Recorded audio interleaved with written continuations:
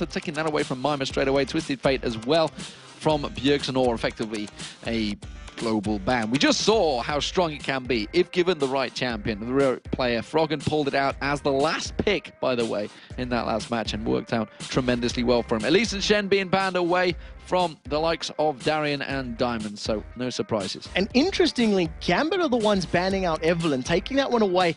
When they are first pick, and we know how much Diamond actually likes that Eve, they're denying that from NiP. From Mima. Yes, he likes to play the stealthy, assassin-y champions. I believe he likes Rengar as well. Rengar and Mima, yeah. Yes. But I'd be gobsmacked if they allow him to play Rengar in the top lane, but I'd actually be pleasantly surprised, because I still remember Salme's Rengar in the top lane at IPL 5, where he just ran through in the actual base of the enemy, 4 people on him, and he just stealth jumped over the wall and said, see ya, flashed away. I was talking to NiP during lunch, and they were actually discussing different champion positions, and one of the things Bjergsen was talking about is how effective Tryndamere is in the mid lane against a Zed. And he was like, yeah, I really want to do it. My team just doesn't let me. And it's one of the situations where you do have to come to a consensus as a 5-man unit. We do see Gambit, they have locked in that Thresh, so Voidal going to be rocking out the Thresh, and we'll see if he can contest for that Thresh Prince title. And well, he's so coveted. He did say, he says, I'm kind of the same as Edward, you know. It was Big like, words. Yeah, I mean, you've thrown the gauntlet out yourself, mate. You put the pressure on your own back, and it's seeing if it works out for him. Of course, Maluna has insta-locked in Jarvan, because that is his champion of choice these days. Yeah, it's his most played champion. This will be the 5th time that he's played it out of the 21 games that they've played this split. And he's had mixed results. One half the games that he's played. We do see the AD carry of Caitlyn being locked in once again. Another comfort pick here for Freeze. And interesting to see that they've decided to go the AD carry route. Because Gambit have locked in a support, it means that they're not pressured to lock in the likes of a Nami or even a Sona, depending on what Deficio wants to play in this matchup. Yeah, a little disgusted with the Draven these days at 3.9. He's not happy.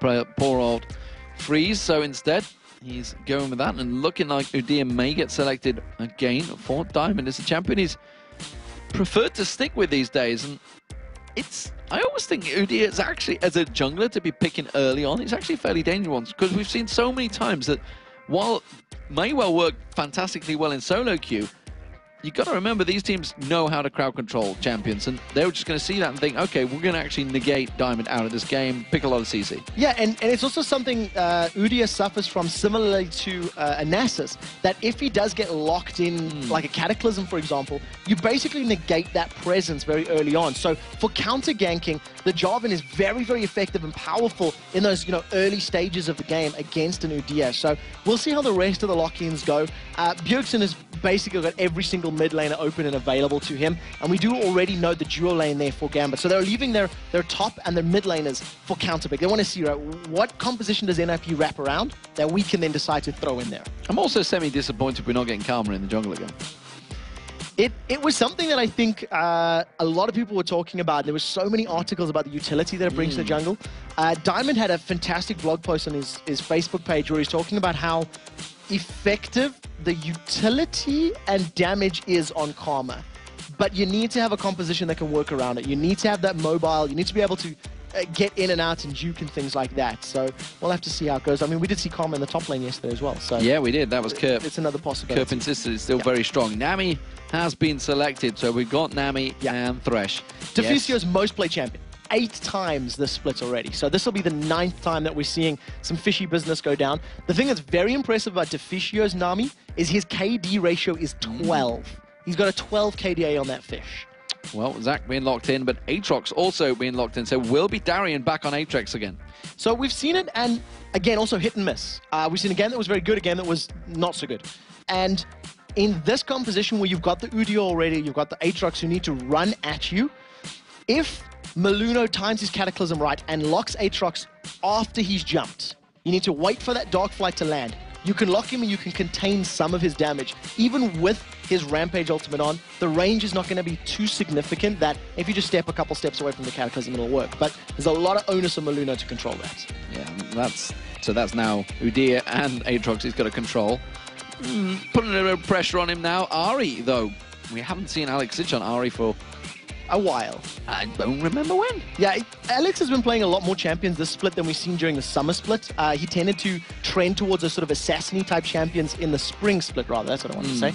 And now in summer, he's diversifying his champion pool and adding multiple layers to things that'll work and benefit. And this is a great pick against a Jarvan, against a Tidal Wave Nami, against a Zac that's bouncing all up in your face. You just use that Spirit Rush, get out of the danger zones and keep yourself safe. Well, I had an inkling that he played it. No, it was Orianna instead. I had an inkling he played it in week 1, but it wasn't. It was Orianna, and it was Orianna he played yesterday as well, I believe. His Orianna in week 1 blew our minds, where he was simply unstoppable. Yesterday, God, that was the one he wouldn't die in, never got a chance. He never got a chance to really shine yesterday, so that was something that didn't really play into his favor. Well, he wasn't diamond, so. Not this time, unfortunately. To round out the NiP roster, they're going to go for an assassin, and they've actually decided to go with Fizz, so repeating the Fizz performances that we've actually been seeing quite a lot this split. I'm going to go on a limb and say it's definitely trending up. They were talking about actually Ocelot on Fizz yesterday as well, so just earlier on today, saying about how they were saying, oh, he's great in the team fight. Boom, locked in. Ocelot locked in. They're like, oh, okay, you're going to play him. So the thing that I love about this Fizz pickup, you've got a very telegraphed attack here from Gambit. Aatrox's going to run at you, then jump at you. Udyr's going to run at you, then Bear Stance launch at you. So if they're just running at you like that, you just put Chum the Waters down. Throw your fish on them. That slows them down. It's going to deal damage. It also works fantastically against Ahri. If you can fire before Alex can react, even if he dashes and runs the hell away. Over the charm. Yeah, exactly. But if he gets caught with a fish, the damage will land, and it's going to force Alexic out of the fight. So I think that's a very smart pickup here for Bjergsen. Well, we'll see how it works out for him. They are the players, Gambit. On your screen, Alexic with his new haircut. It's a second player to have a new haircut. It seems to be working out well for Yellow Pete so far. And the rest of Ninjas in Pyjamas, Defrigio, as it's been known in that bottom lane, or Sunburnio, I think is probably the better choice of words, but it seems at the moment. Freeze actually over his sunburn, by the way. He was not in a good way, let's put it that way. There was ambulances called. Yeah, he was burnt to the core. In terms of Fizz, he's got a pretty good win-loss ratio, 75%. So the numbers are still relatively low, only been played 5 times. It's 80% then, 1-4, lost 1. So we'll see how this particular matchup goes. And it's going to be, the laning phase is going to be very, very important for both of these teams. And I think if NiP can get a straight-up 2v2, they'll try to push for it. Caitlyn, Nami is going to be able to have a lot of fun against Varus Thresh at the early levels. While we're having fun, I feel we need to educate the crowd right now. The German name for ambulance is immaculate. It's a Krankenwagen. Krankenwagen. Krankenwagen. It's quick, call the Krankenwagen. It's not really rolls off the tongue by, oh my God, we need an ambulance. Oh my God, we need a Krankenwagen. It's things you learn in Germany. It's just, ladies and gentlemen, beautiful. Welcome to the European LCS from Cologne, Germany. If you ever need help, that's the word you're looking for. We are live though, ladies and gentlemen. The blue team is Gambit and the red team is Ninjas in Pyjamas. And, well, we'll see how this one goes. Both these teams picked up losses yesterday, not really what they were after. And they are going to be looking desperately for one of those wins. Yeah, while we're looking at Aatrox on screen really quickly, you'll see that his passive, the Bloodwell, will start to generate those stacks based on his auto attacks that he's dealing. And as long as that little bar below his HP is red, it means his Bloodwell passive is active, and he will come back to life with that sort of GA type of ability. But if it's gray, he will actually die. So that's something to keep your eyes on once we get into these team fights. Well, they are standing on top of a ward, so Ninjas in Pyjamas know exactly where they are. Teleport was picked up by Bjergsen. I'm not sure if we quite mentioned that at the start. Teleport Ignite, no Teleport less. Ignite, yeah, not flashing at all. Nothing flashy about Bjergsen in this game. We do see 3 Ignites on the side of Ninjas in Pyjamas. So once again, they're trending towards multiple Ignites. It is mirrored by Gambit, and it basically just signals we want to fight, we want to get early kills. It's something that's definitely very helpful, especially when you've got that Ignite in your support.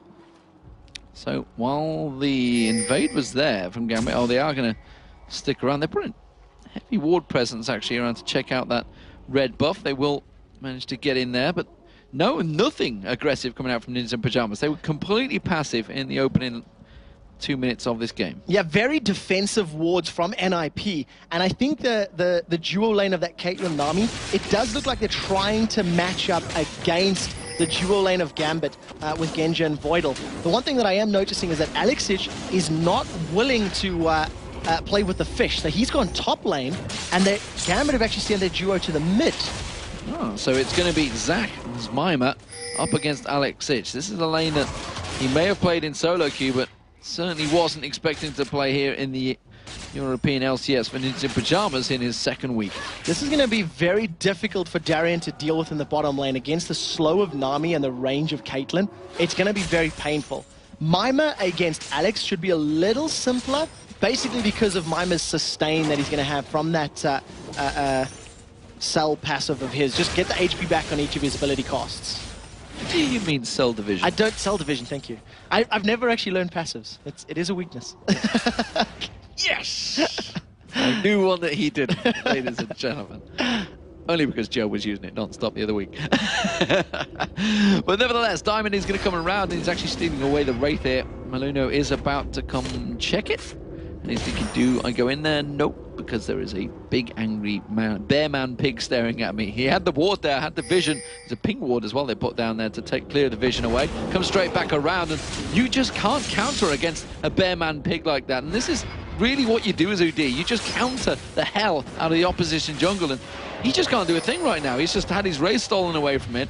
Just walked straight in. They both had double buffs, but he just couldn't go toe-to-toe with Diamond. No, not in the slightest. And it's something that the low-level Udias are so great at doing is the dueling. Because he's got a shield, because he's got a massive amount of lifesteal that he gets from his turtle stance and the on-hit damage from his Tiger, it works into his favor. And it is a Tiger stance Udia that we're seeing from Diamond Prox. It's something that he's been doing more and more of over the course of the summer split. Once he hits level 4, I do expect a second point in that queue. Diamond maybe pay a visit to this top lane against Mima.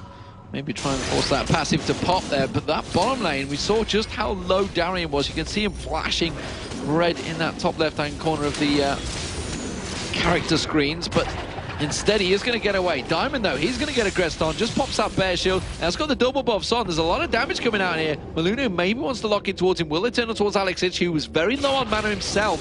Can get the slowdown on him, but he will back away. It's a lot of good damage from NiP, and one thing that we noticed on the combo when they came in, the knock-up from Zach, then followed by the knock-up by Jarvan. If you look down the rest of the NiP composition, knock-up from Fizz from the ultimate, knock-up from Nami from the tidal wave, you cannot reduce the effectiveness of knock-ups. So when these team fights break out, if they land them, that's a lot of very, very hard CC going to be landing in Gambit. Well, meanwhile, this bottom lane, look how low that turret is already. 5 minutes gone, this turret will be down. Darian also already taken a lot of abuse, had to go back, gets caught in the Aqua Prism, pulls over Peacemaker, goes back across. He's already low again. Maluno, he comes across Voidal in that mid lane. Good play, though, comes back out in reaction to it. Death Sentence lands, he may well be enough. Piercing arrow on towards Maluno, forces it back there. Bjergsen tries to get away from that one as well. Good engage. Maluno got dropped to about 220-odd HP. If Voidal had followed up the Death Sentence and put the Ignite down, that could have been first blood, but he saved it. He didn't want to play over-aggressive. He didn't really want to go too deep. Well, Bjergsen's getting caught out. He's got the stacks on him. I can remember Blighted Quiver. Blighted Quiver. It's 1-1. 1-1. I said Krankenwagen, it's 2-1. So right now, 3-man stack for Gambit. I'm pushing down this mid lane tower. They've got this one down. They're going to try and reply as NiP. Their dual lane is still sitting in the bottom, and there comes Mima. Well, he jumped across the trees. That was nice of him. Didn't engage, so there was no reason, no way to engage that one, because they had already taken the turret. So 1-1 in turrets, and Gambit are still pushing. Actually, down the bottom here, Darian is not backed off, as I suspected he would, and suddenly DeFrigio realized that and said, you know what, I reckon we could probably kill him here. So Darian is sticking to his, the abilities of Aatrox, trying to farm up with that blood price in his Q, but he's been slowed up. Bubble doesn't land, though. Yeah, they just force him to back away. They're like, okay, you want to push. We'll see how far you really want to push this one. Forced him to jump well away from that one. They haven't gone yet. They could try and zone him out here. Yeah, the one thing that we are seeing from Darian is he's maxing his E, the Blades of Torment, because he's been forced to farm from range. Because his abilities cost his HP, it's a little easier to manage it in lane. Mima and Alex have reset, and they've transitioned from the top to the middle. Basically, Alex does not want to face off against Bjergsen's Fizz at all. No, it doesn't want to be into that, and we can see that Genja and Void will make their way through that tri-bush in towards that top area.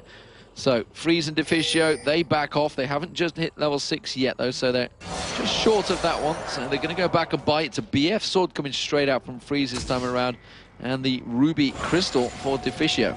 So that is definitely going to help out Freeze in terms of the raw damage. He's got about 25 extra ahead of Genja right now. When you combine that with the on-hit damage that Nami's going to give, that's a lot of additional damage at very safe, at no cost, because Freeze's immense range will allow him to land it easily and safely. So they have actually returned back to that bottom lane, so they want to keep Darian pinned down, it seems, and maybe with that additional damage they have just picked up, they may well be able to have the poke to do that one. I'm wondering whether he's going to use the ace in the hole to try and keep the damage down. Voidal trying to be aggressive on Mima, but he's quite happy to give it back, and now Bjergsen coming across for that blue buff, perfectly timed. Yeah, I think the game's a little bit weird right now, in that Freeze, after taking down the bottom tower, has continued to stay in that lane. So if Freeze and Deficio stick around, they'll most likely be warding up this bottom half of the jungle and either pushing the tower, or instead keeping the numbers advantage and going to take an early dragon. Yeah, and it does look like Gambit wanted to react to this one as well. We see Diamond and Alex Itch closing in. Darian not really making any movement from the side, so this is simply harass coming out from Dan Gambit, seeing if they could get in and go, but no, that's going to be the ultimate call on towards Alex Itch. Diamond's going to get locked down. He gets taken down first blood. That's going to be a second one. The Ignite should tick down. Alex Itch drops there, but while that's all happening, the top lane had some action. Mima gets dropped as well. Darian comes back in. He picks up a kill. Can he get a second on Freeze? Yes, he will. There's going to get another one. No, Deficio is going to get the support of Bjergsen, and he's forced to back away. It was Maluna was the other kill that went in there. Darian, I don't think he's done and dusted yet. I think Bjergsen should be able to close this one. No, he's got enough to jump away from it. Blades of Torment is going to slow Bjergsen down, so they end up trading 3 deaths on the side of NiP to 2 deaths on the side of Gambit. First blade was picked up by Bjergsen, so he scored that in his favor, and Dragon was secured by Maluna, so it works out for them. Worked out very well for Gambit, and that's actually keeps them, despite the fact that they did lose that Dragon, despite the fact they lost that first blood, they are still very tight in gold. Just 300 between the two at the moment.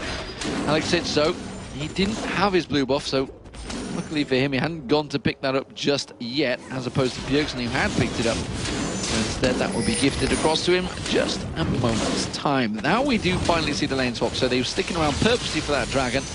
Now it's going to be Deficio in that top lane. Very importantly, both of the kills that NiP secured landed in Bjergsen's back pockets. And as one of, I don't want to say, you know, one of the most important playmakers, but he's definitely one of the players that is responsible for helping the team get ahead. If he can insta-give people with a full combo from that fizz, it's going to make their life easier, but that one misses. Missed it this time around. Jump the waters, he's going to have to jump away. Playful Trickster in there. Remember, he doesn't have Flash as a summoner spell because he went for that teleport Ignite. But with that Playful Trickster, he could just bounce away from anything. Yeah, well played by Alex Itch to at least just sidestep the Chum the Waters there. The Lobster flew wide and he managed to keep himself alive. Mima is now 1v1 against Darian, and I think Darian's actually going to have a bit of an advantage in this matchup if Mima goes into fight.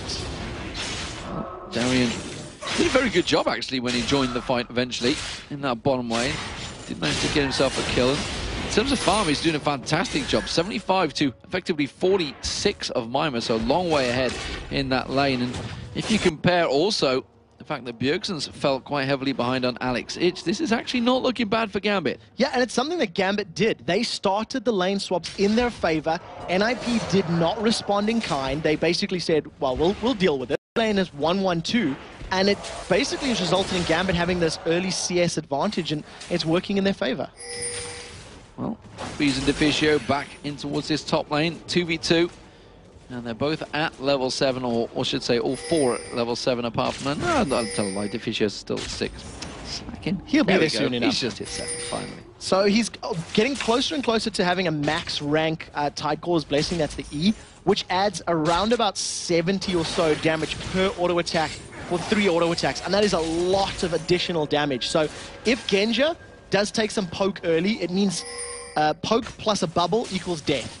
Whereas, if he manages to get some good piercing arrows down, that plus a death sentence will secure a kill. So it all depends on which AD carry can poke more effectively. Oh, Diamond's been spotted out by that ward. He just trotted past. There's an Aqua Prison on towards Genja. Yes, not quite the speedy combo we're used to seeing there with the 90 caliber net and the Piltover Peacemaker combo. But instead, Genja did still get caught by both of them. Yeah, and it was actually quite interesting seeing Freeze decide to go for the Piltover as opposed to just auto-attacking, because he did have that Nami bonus damage on him.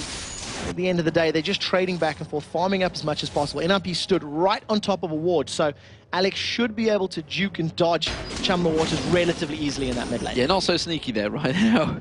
Both stood on top of that ward, directly on top of it as well. So Bjergsen's like, fine, I'll just continue farming. Alex is like, nope, nope. And he just one lines it up and farms out the wave. No problems at all. AD carries, let's have a look at those two, because we are seeing Genji, who went for the Berserker Greaves instead, so he's got speed and mobility, and he's going to need that right now because Bjergsen's coming around the side. He has got that Chill in the Waters available, and they are lined up perfectly for him. They're going to catch on towards one. It will be Voidal. He gets dropped. Can they get on towards Genji? No. Bjergsen gets taken down. It's a shutdown for Alex Ditch. Nicely played. They trade 1-for-1, and very importantly, the kill goes to Freeze, so that does help. Unfortunately, they've given a kill now over to Alex Ditch, so if you look down the kill score, 1-1-1-1-1, Gambit starting to play a little bit of binary. Ninjas and Pyjamas focusing on the top lane tower, while Diamond Prox is trying to steal away that blue buff. Oh, and they're going to go down towards Alex Ditch. They're sliding. Cataclysm's there. One more hit will do it, and it's going to be Freeze that takes the kill once again. While this is all happening, though, look at Darian. He's putting pressure on the middle turret. Blue buff was stolen by Diamond, so Gambit are trying to take advantage despite the fact they're being caught out in the top lane. Yeah, Diamond's doing very, very well in the jungle. He's basically spent half of his time in his jungle farming and half in NiP stealing stuff away. So as long as he can keep that presence up, he's going to be a very scary threat. Also, if you look at his build, he's picked himself up a Doran's Blade, which is something we're seeing him do a little more frequently whenever he plays Udyr. For me, Darian's art's starting to become a real problem as well. He's just been roaming around. You can see he's built up that Bloodthirster almost now. He doesn't really have any cares about who comes at him in the lane right now. No, it's a very scary prospect once that Aatrox does get a Bloodthirster built up, because not only does it stack on all the damage of his Bloodthirst and Blood Price, it just gives him even more sustain. And he's basically just a perma-sustain champion. And the only threat to that is Bjergsen, who's just been caught. Oh, just about manages to playful trickster out that charm at the right time as the hook and the death sentence doesn't manage to finish off there. Voidal clears out, picks up all of those souls, but it is Ninjas and Pyjamas starting out the Dragon. Gambit look to respond. So they picked up the first one. It also allowed them to secure first blood when they started the first Dragon. Diamond is going to need to either flash in and steal. The hook doesn't land, and at the end of the day, NiP pick it up relatively uncontested. Yeah, that is another Dragon for them. 4-4 in terms of kills, and just that 1,000 gold advantage spread as the two turrets have also gone down. Mime clears out this bottom wave. He's doing what Zach needs to do, and that's just sit passively farm off the sides until he becomes a tanky mess and just gets involved and spreads his love all over the opposition team. On the condition that Darian is not getting the love of Mimer Zach and he's not knocked up in the air multiple times, he should be able to sustain through the consistent damage of his opponents, because Caitlyn on hit, Jarvan on hit, Zach on hit with some ability damage, which means that Bloodthirster Aatrox can just continue right-clicking his way through a lot of that, especially if Mimer continues to build a little bit tanky, which is what he's looking like right now. Yep, you can see with that Bloodthirster completed, as well as Freeze with the Bloodthirster completed. Lichbane now completed also for Bjergsen. And looking like an Abyssal going to be coming out for Alex as his first item at the moment. We'll see whether that's the way he wants to go. Diamond, though, looking like they may try and dive in towards Mimer in this bottom lane. Could well see some pressure. Nope, Diamond's going to back off. Let him live. Yeah, it's so difficult to gank a Zac, because not only has he got his elastic slingshot, he's just going to pop on Let's Bounce, get all the tenacity from that, and literally bounce away to safety. So that's why he decided to back off. With the Dragon picked up and a little bit of time to basically farm with impunity, Ninjas and Pyjamas now have a 1,200 gold lead.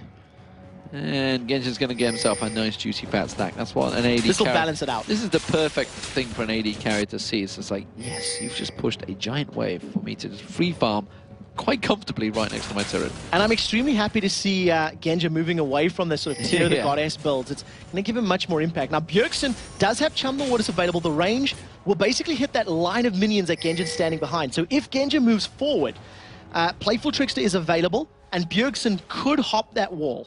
Well, I think he's been spotted. Yeah, there's that ward at the blue buff. I don't know whether he got vision over it to begin with, but they are now chasing on towards him. Diamond's trying to sneak in there. They realise he's going to come around the side. Yeah, the moment the Voidal threw out that death sentence, they gave their position away, but Ninja Pyjamas have 4 members pushing on this middle turret. Don't think they'll get it just this wave because the rest of Gambit have managed to react to it. And NiP forced to step away once again, but that's actually taken Genja away from his happy free farm time that he had in the bottom, top. This is something that Genja does a lot whenever you look at Gambit games as well. He does like to spend a lot of free time solo, somewhat reminiscent of like Double Lift from CLGNA. Likes to farm up to items, and only once he has his items is he 100% comfortable committing to fights. You can see he's been forced to respond because of the numbers and the presence of NiP in the mid lane, and eventually we're going to have a 5v5. NiP backing away. They're not comfortable sieging yet. No, Bjergsen's going to push down towards the bottom, though. Maybe see if he can keep the pressure on towards the bottom inner turret this time around. Remember, he has the Ignite available. Teleport's with him. And he's just waiting to see if he can catch any stragglers. Yeah, he's looking for a pick. He knows that Gambit are going to respond to it. He knows that most likely it's going to be Genja, as you can see. Now, he's going to play Full Trickster over the wall and run into a man-bear pick not too far away. So this is a little scary for both Genja and Bjergsen. He's gone. He's left him alone, and that may well actually put him in trouble. Forces the flash out of Genja. He'll be happy with that. Didn't even use Chum the Water, so just Bjergsen's presence, you know, I'm letting you know I'm here, and I can kill you whenever I want to, is basically the message he's sending. Well, now we're going to have a smite fight between Maluno and Diamond. Do either of them want to use the smite? Who desperately do they want this red? Oh, Chum the Waters has come out. That's a big Earth. He just consumes Genja where he sits. Yeah, Earth just nommed himself like Genja Varus, and it looked a little too easy. Now, Diamond Prox is a little bit out of position. NiP are starting to encroach. Bjergsen's playing the perfect bait game, and they've caught Diamond. Oh, and he has to flash away, but it's not going to be enough. Cataclysm comes out, and we talked about it already, how easily he can get locked up once that Cataclysm's there. But Deficio caught out by the red stuff, just on a rejoin his team. Mima comes back in there. Darian now, he's going to get locked up. Bjergsen dives on towards him. He's going to get his passive pops. There's no ways coming out of it. Trap already placed underneath him. You hear it come down there, and Mima picks up that kill. Good bait, really, from Bjergsen. All started off there. Yeah, and very good play from NiP in general. They backed away. It was a clear call. NiP saying, look, there's a big wave in the bottom, so let's wait for Gambit to respond. I'll then commit and pull them towards me, and it worked perfectly. With 2 fishes on your team, who would have guessed you can make good bait? While that's all happening, look at Alexic. Oh, there's a teleport coming out. Bjergsen's going to try and get in behind him. So Alexic actually up that mid lane. Bjergsen will give himself away, though, because that minion wave will spot him. But look at Bjergsen. He's going to try and head him off. He's going to try and teleport and back away from this one. Is he going to be quick enough? Deficio's locking him around the side. 10 seconds on the clock for Chum the Waters. Keep your eyes on the bottom left. Now, we flicked over to Alex. He does have flash available, and the question is it going to kill? He does get a lock in. That Aqua Prism was beautiful, but he's already used the Playful Tricksters. Oh, tried to blind shot the Chum the Waters. He still has enough to get on towards Alexic, so he's going to try and go through. I reckon he might Playful Trickster through the Baron Pit. No. Bjergsen thought he'd gone around. Instead, he's thinking, well, that's about the same amount of gold in this top wave. I may just get all this. That was about 3 to 5 seconds difference. If the bubble had caught a couple seconds later, Bjergsen would have been able to land a very simple Chum the Waters, and that would have obviously followed Alex no matter where he went. But at the end of the day, they still got his flash. That's very, very important. So there's no flash available for Alexic in these next team fights, nor is the Bloodwell available for Darian's Aatrox. It's going to need another 2 minutes to cool down before it's available again. And with the Dragon up in 15 seconds, looks like Ninja Pyjamas are in good position for this one. They won't have... or will they have Chum the Waters? They may do. Teleport is not available, though, so it doesn't matter. Bjergsen's already backed off, and he's going to come back in towards this Dragon area. Ninja Pyjamas, they are ready for this one. There is a ward down the bottom. Oh, look at that. Half the hit points with Ace in the hole on Alexic. Fully stacked Bloodthirster plus a Last Whisper means that that Ace in the hole is really hitting hard. It's over 750 damage at base, plus all that armor penetration, which is why it chunks him down. Now, Diamond may consider going for a steal. He does have Smite, but I think wisely he's backing away. Darian also stepping away from that one as Mima came in, tried to steal with the Piercing Arrow, but not going to happen this time around, and that's the 3rd Dragon of the game, I believe, for Ninja Pyjamas now, as they have a 3,500 gold lead over Gambit. They're in a very good position right now, and I think they're playing their composition well. They do have good team fighting power with a Zac and a Jarvan, and if you can lock multiple people in Cataclysm and bounce all around with Zac at the same time, that's a lot of damage. But on the same token, they also know they've got an Assassin that's a one hit and run type of champion, so they're just waiting for the map to give them opportunities. So we see Bjergsen head back in towards that top lane. He's going to clear out, continue the farming spree that he's doing, but it's not quite the spree that Alex has been happily having, and not the spree that the two AD carries have having. Freeze is a long way ahead. We actually see a little bit lower CS numbers across the board, and I think it's because of the slightly stranger lane matchups that we've seen in the very early stages of the game. Yeah. So that meant those first 10 or 15 minutes of, I use the word very loosely, safe farming, was a little disrupted for both teams. Freeze is not afraid to use that ace in the hole as a simple, we want this objective, so please leave now kind of signal, as he throws that one down. Bjergsen found himself a Darien, there's no jump away. And he's just used it, yeah. Chum the Waters goes straight in, that's just going to be Massacre. That wasn't even close, it was like fishing. Ironic that you say that word, because Massacre was just thrown on by Darien before he was killed. Now Mime has been caught by a charm, and Alex forced a little bit back from the auto attacks there of Freeze. Well, they do have Bjergsen coming in around the side, of course, with that double buff on him. And the brilliant spot, instead he goes in. No blue buff to steal away. He can just keep free farming in that top wave, because Darian's just proved that he can't actually go 1v1 with him now. Not at all. There's double null magic mantles not even playing into his favor. We do see that Mime was charging his slingshot. I don't think NiP are comfortable enough to tower dive, and with the fact that Bjergsen is putting so much damage in this top lane tower, they don't need to play risky. They don't need to overstay their welcome. And that will be the first inner turret of the game going down. It's going to be, yes, it's second one, isn't it? The bottom one's down as well. Yeah, they got that from the previous team fights. Yes. Yes, so the second inner turret of the game going down for Ninja Pyjamas. They've yet to touch his mid one, though. That will be the next focus of target for Ninja Pyjamas. But we see Bjergsen, he went back to buy. Stacks himself out. That's Zonya's Hourglass now on him as well.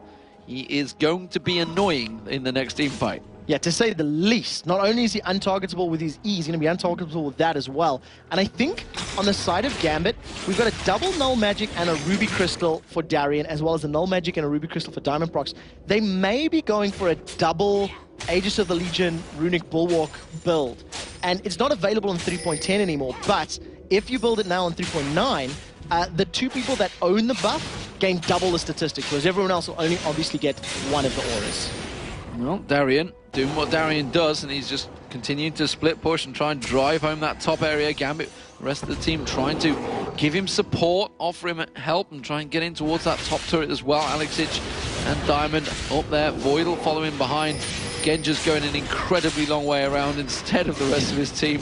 Not too sure why he went that way, but nevertheless, Gambit will get this turret. Yeah, Ninjas and Pyjamas, they're going to have to react now if they want to fight for it. Now Gambit had the numbers and needed a couple more auto attacks. They decide to play safely, and it's because Bjergsen was down in the bottom lane. So without Alex there for the charm and the burst damage that Uri offers, they backed away. Genja, because of his extremely long hike around the Baron pit, he wasn't able to get those last couple hits. But nonetheless, the next time they focus it down, that will be a very quick tower.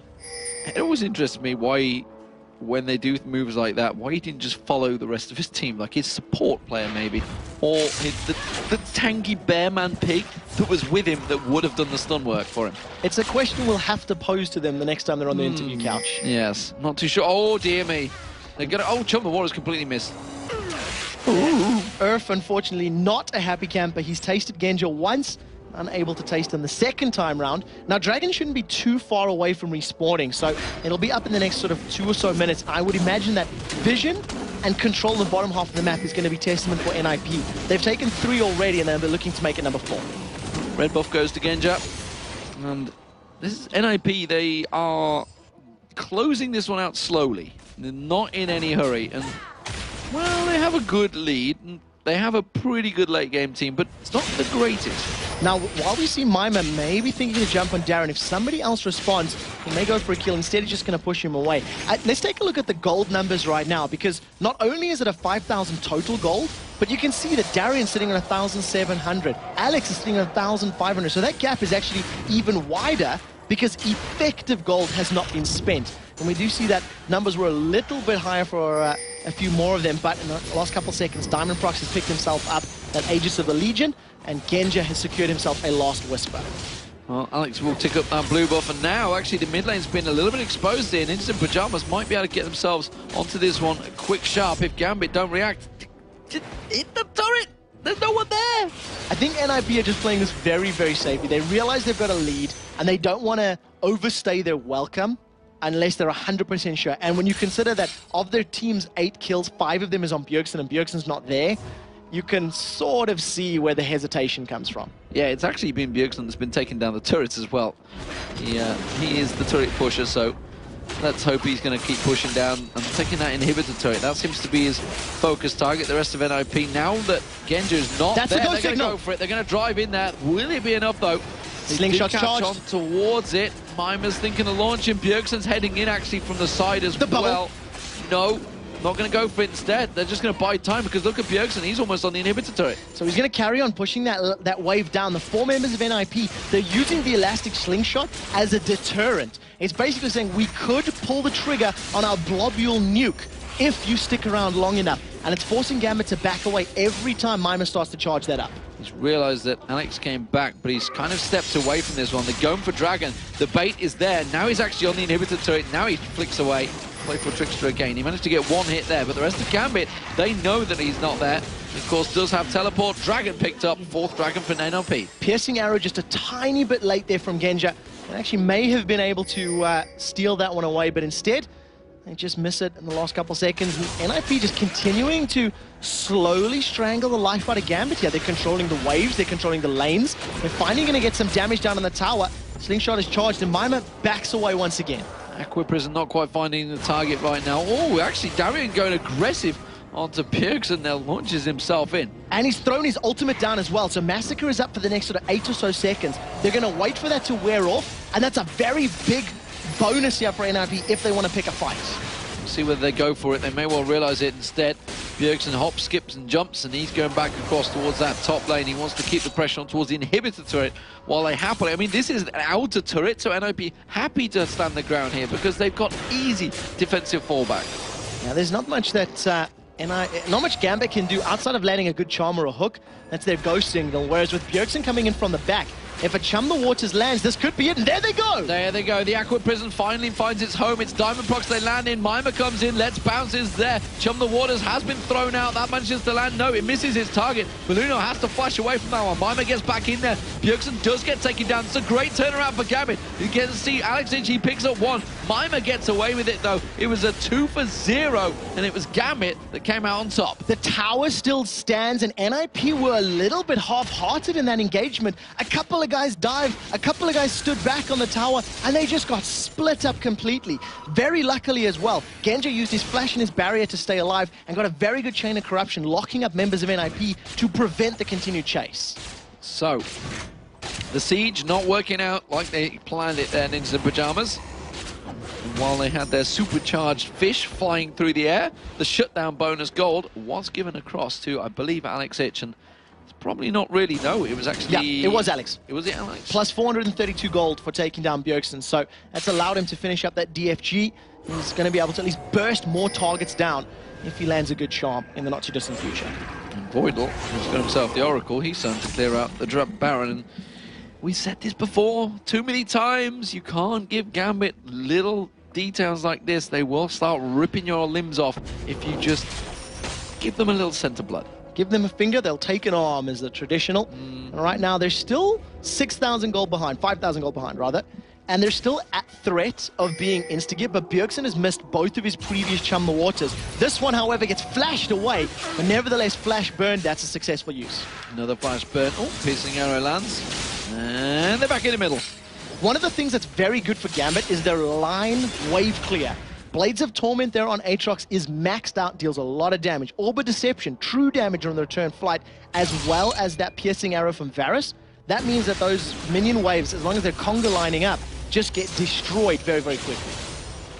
And you can see now it's actually Gambit that are actually starting to pull the driving force, starting to push them out. While it was sitting on the turret a moment ago, they're actually pushing those waves out there, and it's bought time for Genja, again, to be off down the bottom, taking away the golems. Big wave in there. They may, just may, finally start split pushing themselves and giving that little bottom turret a nudge.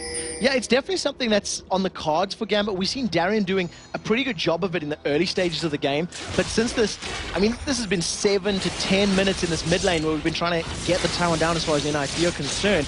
Darian's just been forced to use that line missile of his to control the wave and stay in a good defensible position. it seems to be working out for Gambit at the very least. They're farming themselves into this game. They were significantly further behind a couple minutes ago. They certainly were. They're dragging themselves, screaming and kicking back into this match, and Ninja Pyjamas are kind of letting them have it. They need to turn one advantage they had early on into some sort of goal. And is this merely down to sort of the lull that Caitlyn has in power, so they've not been able to push pressure with their AD carries, or just simply they have to have Bjergsen there because he is the main killer? I think that's the latter. I think it has more to do with the fact that Bjergsen has been pushing and trying to control the top and the bottom waves than it has to do with Freeze's lull in power, because he's had that blade of the room, he's had that bloodthirst and lost Whisper for a while. Teleport into Baron Pit. Gambit are trying to respond, but it'll take them a little bit of time. Yeah, Bjergsen drew 3 members of NiP back now. I just heard of Zhonya's Hourglass. Yes, Zhonya's Hourglass was popped by Bjergsen. Now they've managed to take the Baron, which is a great pickup. If Chum the Waters lands, someone might be dead. It does get thrown out, gets onto Vort's Voidal. He's going to get Ace in the hole as well. He gets dropped very quickly. Mima jumps in on there. The Aqua Prison not quite finding its home. But NiP, very clever. That was all about Bjergsen. Split pushing, drew 3 members of Gambit towards him in the bottom lane. And not only that, because of the damage that Freeze has been able to complete already with the last Whisper, the Bloodthirst, the Zeal, etc., and the percentage damage from Zac in there, they shredded that Baron so quickly. They finally picked up the tower. It's taken them 12 minutes to do so, but finally it's down. Positional advantage play, and maybe that long drawn-out siege was simply a case of, we will time out the wards. It could definitely have been a possibility. The Genja build has just been completed. GA lost Whisper and Bloodthirster, so we'll most likely see Genja working towards his Infinity Edge next, which is his standard itemization. And for the time being, against the insta-kill potential that the Fizz offers, Bjergsen now has one less preferred target as far as his ulti is concerned. Well, 15 seconds on Dragon. I'm not sure they're worried about that. The charm lands on Bjergsen now. Has to play from Trickster away. Is it going to be enough? Chum the Water's thrown out beautifully. Catches on. Diamond gets consumed. Darien taken low. Mima goes down though, but it's a double kill being picked up for Freeze. Can he turn it into any more? No. Aqua Prisoners was flown out simply to keep him at bay, and the passive of Mima was popped on the tower. That was a 2-for-1. 2-for-1, and you consider that it was Bjergsen that got charmed first. So that was them being caught and making the best of that situation. Overall, not too bad, but a lot of damage still stands between Varus and Ari, so they clear out that wave very quickly, and the minions do the work that Gambit have been unable to do for the last couple of minutes. Yeah, it took a long time to do it, but finally the minions do take down that top inner turret, and that makes it 5-3 in terms of turrets between the teams. Dragon, the 5th Dragon, I believe, of the game, or the 6th, not too sure what we're at right now, but it has been NiP taking every single one of them away from Gambit. Yeah, against a team that's, you know, most prolifically known for their Dragon control, Gambit simply haven't left their half of the map. I mean, I'm going to call them out on that one. They haven't been able to push past the river at all. They haven't put damage on towers as far as their champions are concerned, but they've caught Freeze out. They have, and it's going to be Genja coming in. Hail of Arrows, there's no way he's going to escape this one, even with a 90 caliber net, and it's going to be a piercing arrow that finishes the job. And the moment they do push past the river, they manage to pick themselves up a kill. So Gambit may start playing a little bit of this split pushing power themselves now. However, with Freeze going back, he's just completed a Phantom Dancer and an Infinity Edge simultaneously. That is a terrifying, terrifying Caitlyn. That's a 3-member Gambit push, actually. Diamond's going to come around, put that ward placement down. Instead, the rest of the teams will step away from this one. They thought about continuing that driving force, but look at Bjergsen again. He's on the hunt. Bjergsen, if he lands Chum the Waters, that's the story. He stood right on top of a ward. I'm not sure if Bjergsen would have seen. They probably did. But it is just around a corner, so there's a slim possibility he was out of sight. Yeah, well, the fact that he still stood there tells me he didn't see that go down, so it's just that slight vision hitch that you can have sometimes when he's just around the corner. Alternatively, it could have been a bait. It could have been saying, hey, yeah, I seen the ward. Do you really want to come at me? Yeah. And if he's holding a couple people in place on top of the wards, as you can see by the Wraith Camp, for example, maybe Bjergsen just putting a little bit of psychological play in there.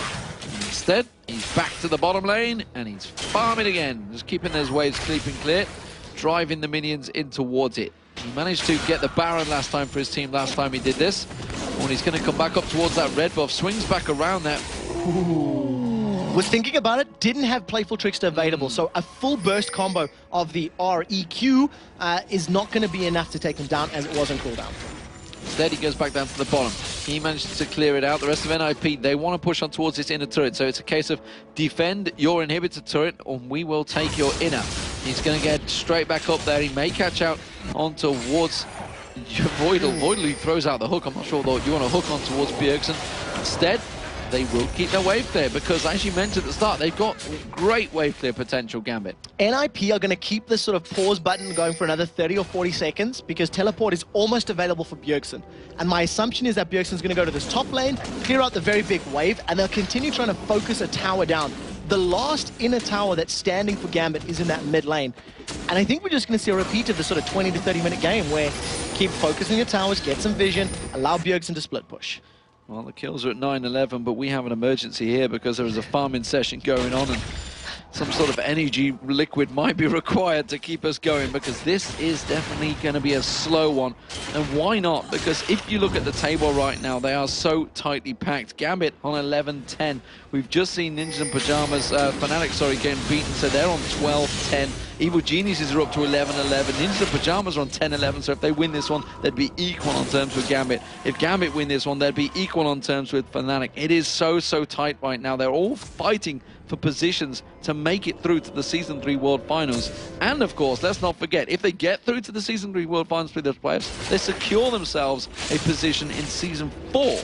Something that's very interesting to note is that going to the playoffs before we even get to any of the World Finals, third place 6th and fourth place 5th. So even though they're super tied right now, it's the head-to-head records that are going to determine who's actually going into those positions. And if they're tied 2-2, we're actually going to play even more games at the end of Super Week. There's going to be best of one deciders. So there's a whole lot on the line. I think NiP in this game, they feel the pressure. They don't want to lose because both of these teams did lose yesterday. And even though NiP are still 8,000 gold ahead, Alex changed that one. They're not 100% sure how to make this advantage stick because the previous tower dive they had failed quite terribly. And remember, Gambit play Lemon Dogs after this as well as Ninjas and Pyjamas. They play Meat Your Makers, so Gambit have a pretty tough week ahead of them so far. And it hasn't worked out so well just yet. There's going to be the Cataclysm, though. Diamond locked up in that one. He seems to be the focused target. The tidal wave. The tidal wave catches 3 members. He's going to see Voidal. Voidal will get dropped. Chain of Corruption lands on towards Maluna. That may be the death of him on the tower. Yes, it will be. It was a 1-for-1 trade. And look in the waiting in the wings. It is a bird. Is it a plane? No, it's Bjergsen on a ward. Now we'll have to see how effectively his Chumba Waters can be because Freeze was untouched in that fight. The double bubble holds Deficio and Alex up in the air while they take the tower down. So 1-for-1 trade. Jungle for support's not something you ever want to do, but if you secure the tower, it worked out in favor of NiP at the end of the day. And that's the tower. So they back off. 6 seconds on the Baron, and that will be the next focus of target, I feel. And Gambit already trying to push out. They need to get some ward placements down there. They don't have any coverage whatsoever of that ward area, or the river, in fact. Now, we'll have to see how Darien impacts these next team fights, because in the previous engagement, he was able to survive through it, was able to put a lot of damage down, and with his Spirit Visage completed, he's going to have even more regen. But he hasn't been a threat to Freeze or Bjergsen right now. He's been sticking on the Mimer and the Maluno that's diving into him. He needs to disrupt the backline, disrupt Freeze's game to help Gambit win their team fights. And if he can do that, that's going to be the key to Gambit rolling through and taking objectives of their own. Close. Every time you see that playful Trickster coming out, I think Darien actually jumped away from that one. Yeah, he used the Dark Flight. He was terrified. He was scared of the Trickster landing and it being followed up with a giant Earth lobster there from Bjergsen. But he manages to get away. Quick trigger fingers as far as his movement abilities are concerned. But off at the side, and I was just wondering whether Gambit were going to get launched upon. Instead, they throw out that death sentence. Look at this, though. Mimer's ready to go. Is he going to launch himself? They're stood on the wards. No. Cancels it. Mimer is playing very, very defensive with those slingshots. Now we do see Maluna on the other hand. He's got Cataclysm. He locks Diamond Prox in. And Diamond Prox is going to get caught. Aqua Prison's in there as well. Let's Bounce comes out from Mimer. That's going to be Diamond Prox taken down. There goes Alex Hinch. This is trouble now for Gambit. You see Genja, he gets slowed down. Chum the Waters will catch him. Guardian Angel's not going to save you here, that's for damn sure. Darien also getting locked in. You can see Freeze is getting around the side there. He was the focus target, manages to get away, turns back in there, gets sniped out. And that's going to be another kill. Darien goes down. That's a double for Bjergsen. It's a 4-0. Great engaged by Ninja Pyjamas. Yeah, brilliant play indeed. And we were talking about in the Champion Select how Udyr can be cancelled by Cataclysm, how he can be controlled if you lock him in a cage. And that is exactly what Maluno did. Around the side, Alexic tried to burst out Freeze, but I think he ended up hitting Deficio with a full combo with the DFG, and it wasn't the target that he wanted to. And because NiP was so tightly knit, they just focused Alexic's Ahri down so incredibly quickly, and then turned to the rest of the team. Well played, NiP.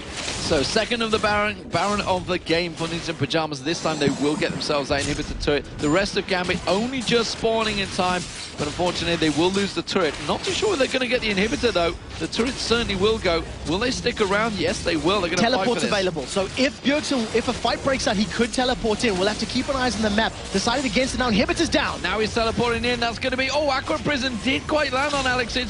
Get away from that one. Teleport came from Bjergsen, but the rest of the team are going to back away safely. Bjergsen now with the GA. So that was a pretty brave call. If they'd picked up kills there, NiP could have pushed on to finish, but instead Alex was able to flash to safety, which meant that there was no more pressure. So teleport is now down, and Bjergsen's going to be stealing this blue buff away, and he's basically killed that in like 3 auto attacks in his combo.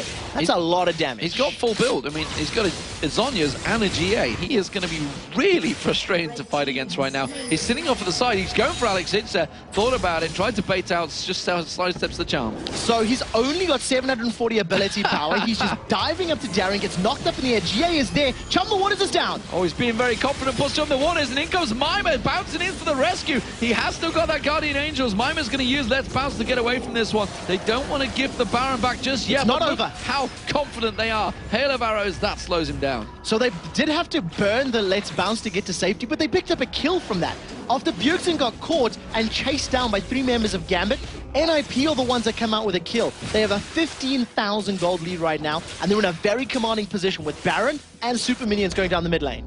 Very, very strong Ninjas in Pyjamas now. It's theirs to win. They have that 15,000 gold lead. Can they complete it and turn it into a victory? One of the most important items has just been picked up there by Freeze. He's just secured himself a frozen mallet.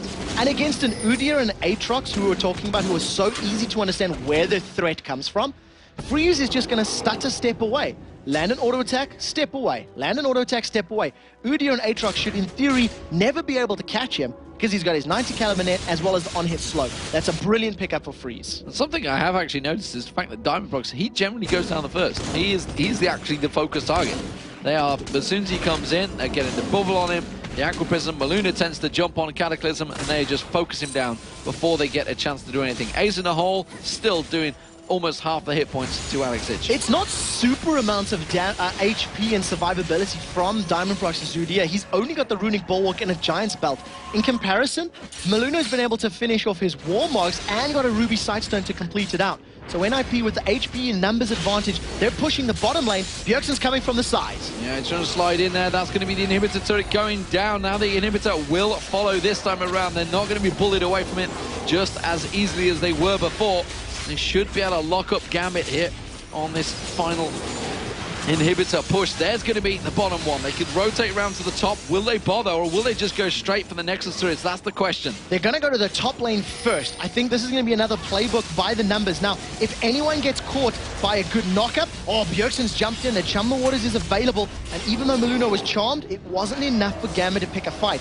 NiP are going to stall as long as they can. That's a lot of damage down on Genja. Chum the Waters on Genja, doesn't have the Guardian Angels available. The Ignite goes down on him, has to use the barrier, does manage to survive, but Voidler gets dropped. That's Alexic using the Zhonyas. It's going to just buy him a little bit of time, but while that's all happening, Diamond gets taken down by Bjergsen as well. That's going to be on the fountain, actually. Freeze trying to pad out that KDA. Doesn't matter, they get on towards the Nexus turret. The Charm almost pulls him into the fountain. Freeze steps away. They're on the fountain as well. We saw Bjergsen playful tricks the in and out. Mima taken incredibly low by the minions. Now Darian's going to get locked up. He dives back towards the fountain. The Nexus turrets are going to drop. It's going to be Ninjas in Pyjamas that take down Gambit Gaming here in week 8 of the LCS. Absolutely brilliant, calculated play coming out of Ninjas in Pyjamas. They made one tower dive mistake during the course of that game, realized that they weren't that powerful, and didn't do that again. They strangled the life out of Gambit, controlled the lanes, controlled the towers, and controlled the time that team fights would engage. And they've gone down now 3-1 to Ninjas in Pyjamas over the season. So NiP holding a good reign over Gambit, and a really well played out match by them. Yeah, and with that victory, that puts Gambit and NiP tied at 11-11. And because of the head-to-head record that you just touched on, if the tie sticks towards playoffs, NiP will advance ahead of Gambit because of that 3-1 record, and that is a brilliant, very important game for that team. And that now means that Gambit, Evil Geniuses, and NiP are all tied for 4th place. It's ridiculous. I mean, there are no words. I don't think I've ever seen a league in any sport, I'm going to go so far as to say ever, in my viewing career, that has been this close amongst absolutely every single team. Every single team. There's no sort of whipping boy at the moment. Even Meteor Makers, who are down the bottom, still have beaten a number of teams like Lemon Dogs, who were top. They were quite happily running away with it. It still had a 0-2 record to NYM. So it was an incredible match, incredible league going on so right now. But Ninja Pyjamas, they had great control, and you have to give massive credit to Bjergsen. Yeah, I mean, he was the playmaker, right? NiP did not commit to team fights. They didn't commit to tower pushes. They didn't move on objectives unless Bjergsen was around or nearby. Bjergsen was always trying to come around from the flank. He was controlling the lanes. And I think as far as calling is concerned, I think NiP actually did that one right. Even the tower dive that they lost, the call was correct. It was the right thing to do. They just whiffed the fight. And I think from a decision-making standpoint, it's great to see NiP actually maturing, because we've seen them falter so heavily at the beginning of the summer split. And how do we rate Mimer in there so far? He's had to, that's his 2nd time, I believe, he's had to play on Zach this week. It was 1-2-8, and his Zach wasn't bad. I think that he could have used his Let's Bounce a little more effectively in some of the team fight situations, but generally, he was the deterrent. His job was to say, right, if you want to fight, you got to remember me. And that's why he kept charging up the slingshot and waiting, charging slingshot and waiting, charging slingshot. He played his role perfectly. Well, of course, to take us through that mass matchup, we will be going over to Joe and Jason. They are ready at the analysis desk. Thanks a lot, guys. Another brilliant performance coming out here from Ninjas in Pyjamas. And Jason, I think Bjergsen has got, we've got a lot to talk about in this one, but Bjergsen is probably the biggest thing in that entire game for them. And he was playing one of the smallest champions, too. But yeah, I mean, it's just Bjergsen and his old style that we saw him play back in the spring split when he finally joined the team, playing those assassins, ganking everyone. Here again, he does whatever he pleases. He just roams bottom, kills Genja constantly. He finished off 12-2-5 on that Fizz. Just fantastic play overall. And it's kind of reminiscent of what we saw at NiP back in the spring split, with him just kind of carrying the team on his shoulders. But Freeze, you saw him actually go 6-2-10 playing Caitlyn, played very well, was always staying away from the rest of the team, or in terms of the enemy team of Gambit, and just kind of getting that damage in. We saw that one team fight, which Trevor did mention, in the middle, where they got a little bit cocky, a little bit over-aggressive, and died on a turret, getting a 2-0 for Gambit. But that was about it. I mean, other than that, it was a pretty much flawless game. Yeah, and we saw as well that Diamond on Udyr had some real trouble being effective in the fights. And I think Trevor mentioned this as well, that you put the Cataclysm down and he can just run around in circles, and that's pretty much it. They locked him down almost every single time. He needs some sort of like other animal in his kit to like maybe jump over walls. I don't know, something like that to get a fish. Can they jump over? I don't know. That's a little weird. But yeah, I mean, it was very true, because the Cataclysm, you can't get out of that. Catching a Fizz, it's doable, but obviously you can Faithful Tricksters away. You can use your Q to get away, and the thing is that Alex's Ari was actually a really good counter to Fizz. You saw it on that one dive middle, hitting the charm and following up with that, but it was just too little of an opportunity to actually land that, because he would always play very smart. He'd always come in on the side and assassinate someone. So what do you think to Gambit right now? Because obviously they're not done just yet for the weekend, but it's not really getting any easier for them. I mean, yeah, it's just, they're such a weird team. And I know like, we all talk about this together. It's just one day they can look like an 8th place team, maybe not even deserving to be in the LCS, and the next day they can look like the best team in Europe and maybe, you know, take on the best in the world. It's just, it's really hit or miss sometimes, and I'm not sure what it is necessarily that causes that, but I mean, they still look strong. Like, they didn't look bad in that game at all. They just kind of got outplayed a little bit by NiP. They kind of got a little outcomped, and you can't really handle the Fizz when he gets that strong in the game. As you saw Genja, like right at the end, we saw him just running away, gets hit by Bjergsen, and the fish comes out, and we're just like, oh gosh, as he drops to like 50 health.